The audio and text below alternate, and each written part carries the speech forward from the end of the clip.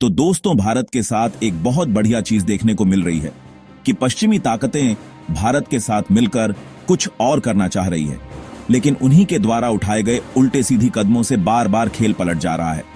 और इस बार तो रातों रात कमाल ही हो गया, क्योंकि आपको याद हो तो अमेरिका ने चीन और भारत पर दुनिया से सबसे ज्यादा टैरिफ लगाया है, जिसका मेन रीजन यही है कि भारत रूस के साथ व्यापार करना बंद करे और रूसी तेल ना खरीदे। यही नहीं, बल्कि अमेरिका ने यूरोपीय यूनियन पर प्रेशर बनवाकर हाल ही में जारी किए गए सैंक्शन पैकेज में रूस को अपराधी मानते हुए भारत को मोहरा बनाया गया। और यूरोपियन यूनियन ने खुद इस बात का प्रतिबंध लगा दिया था कि वह भारत से डीजल, पेट्रोल जैसे रिफाइंड तेल नहीं खरीदेंगे। ऐसा इसलिए क्योंकि भारत रूस से सस्ते तेलों को खरीदकर अपने यहां रिफाइंड करके यूरोपीय मार्केट में बेचकर पैसा कमा रहा था। आप इस खबर को देख लीजिए, जब यूरोपीय यूनियन के द्वारा भारत की दूसरी सबसे बड़ी रिफाइनरी नायरा एनर्जी को ही टारगेट बनाकर इनसे तेल खरीदने पर बैन लगा दिया गया था। लेकिन जैसा कि आप जानते हैं, अगस्त महीना बीत चुका है और सीधी सी बात है कि अगस्त महीने के पहले ही यूरोपियन यूनियन ने भारत से डीजल खरीदने पर प्रतिबंध लगा दिया था। तो भारत से यूरोपीय यूनियन को डीजल एक्सपोर्ट काफी हद तक डाउन हो जाना चाहिए था।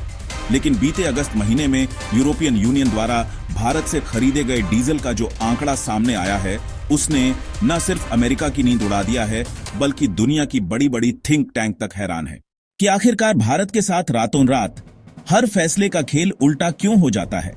क्योंकि जो खबर आ रही है उसमें बताया जा रहा है यूरोपियन यूनियन के द्वारा लगाए गए बैन का इंपैक्ट उल्टा पड़ चुका है और इंडिया से यूरोपीय यूनियन को होने वाला डीजल का एक्सपोर्ट स्काई रॉकेट की रफ्तार पकड़ चुका है। और बीते अगस्त महीने में अचानक भारत से डीजल का एक्सपोर्ट 107% बढ़ चुका है।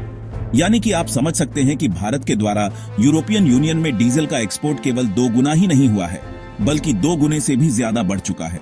अब यह क्यों हुआ है और रातों रात खेल क्यों पलट गया, इस पूरी डेवलपमेंट को इस वीडियो में समझते हैं।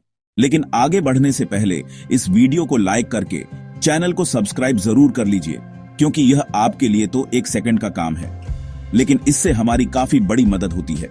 असल में भारत पहले क्या करता था कि तेल के व्यापार के मामले में बहुत ज्यादा इन्वॉल्व नहीं था, क्योंकि आप सभी लोग जानते हैं हम खुद अपनी कुल आयल जरूरतों का केवल 15% हिस्सा ही प्रोड्यूस कर पाते हैं, जबकि 85% से अधिक कच्चा तेल भारत में खुद मंगाया जाता है। तो ऐसे में जो चीज हमारे पास खुद नहीं है, तो उसके लिए भारत व्यापार में झंझट नहीं पालना चाहता था। और जो बड़ी बड़ी रिफाइनरियां भारत में थी, वह ज्यादातर क्रूड ऑयल रिफाइंड करके भारत की जरूरतें ही पूरी कर पाती थी और भारत के पड़ोसी देशों में थोड़ा बहुत एक्सपोर्ट कर दिया जाता था, जिससे भारत के पड़ोसी देशों की जरूरतें भी फुलफिल होती थी और एक छोटे लेवल पर मुनाफा भारत को मिलता था। लेकिन जब से यूक्रेन युद्ध के बाद भारत को रूस का साथ मिला और रूस ने भारत को सस्ता तेल देना शुरू किया, तो भारत इस सस्ते कच्चे तेल को अपने फायदे के लिए तो इस्तेमाल किया ही, साथ में रिफाइंड करके जो डीजल और बाकी के पेट्रोलियम प्रोडक्ट जो बनते थे, उनको धकाधक यूरोपीय मार्केट में सप्लाई करना शुरू कर दिया, वह भी एक मोटे मुनाफे के साथ। क्योंकि कड़े प्रतिबंधों के चलते कोई भी यूरोपीय देश डायरेक्टली रूस से तेल नहीं खरीद रहा था। लेकिन देखा जाए तो दुनिया की राजनीति का खेल भी कमाल का है। एक तरफ डोनाल्ड ट्रंप जैसे लीडर्स बार बार धमकियां देते हैं और दूसरी तरफ वही देश उनकी बात को दरकिनार करके अपनी अपनी चाल चलते हैं। और इस बार की खबर तो वाकई हैरान करने वाली है, वह भी यूरोप से। जरा ध्यान से सुनिएगा, क्योंकि एक नहीं बल्कि 3 बड़ी खबरें यूरोप से आई हैं और तीनों ही भारत से जुड़ी हैं। पहली खबर की बात की जाए, रातों रात रिपोर्ट आई कि यूरोप ने भारत से जो डीजल आयात किया है, उसमें 180% से भी ज्यादा की बढ़ोतरी हुई है। अब सोचिए, 100% की बढ़त मतलब चीजें 2 गुनी हो जाती हैं। लेकिन अगर 137% हो तो इसका मतलब है यूरोप के बाजार में भारत का डीजल ऐसे बाढ़ की तरह घुस गया है जैसे मानो बरसात में गंगा का पानी। क्योंकि यूरोप ने 2 महीने पहले तक धमकी दी थी कि वो भारत से रिफाइंड ऑयल प्रोडक्ट्स नहीं खरीदेगा। गुजरात की वादीनार रिफाइनरी नायरा एनर्जी तक को टारगेट कर लिया था। लेकिन अब वही यूरोप चुपचाप भारत से डीजल खरीद रहा है, और वह भी रिकॉर्ड स्तर पर। दोस्तों, इसे कहते हैं डबल स्टैंडर्ड्स। जब जरूरत हो तो सब इंडिया की तरफ दौड़ पड़ते हैं, और जब अमेरिका का प्रेशर आता है तो हमें रोकने की कोशिश करते हैं। अब आते हैं दूसरी खबर पर।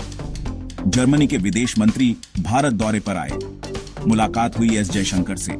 और वहां पर उन्होंने ऐसा बयान दे दिया जिसे सुनकर अमेरिका के पसीने छूट गए होंगे, क्योंकि उन्होंने कहा कि हमारे लिए एशिया मतलब इंडिया एंड इंडिया मतलब एशिया मतलब यूरोप अब मान चुका है कि एशिया में सबसे बड़ा और भरोसेमंद प्लेयर सिर्फ भारत ही है और यूरोप जल्द ही एफटीए भी भारत से करने वाला है। यह बयान अमेरिका के लिए तो किसी रियलिटी चेक से कम नहीं। और तीसरी बड़ी खबर यह है कि यूरोपियन यूनियन के ट्रेड चीफ अगले हफ्ते भारत आ रहे हैं और उन्होंने साफ कह दिया है, हमें किसी और से फर्क नहीं पड़ता, लेकिन हम इंडिया के साथ ट्रेड डील फाइनल करना चाहते हैं।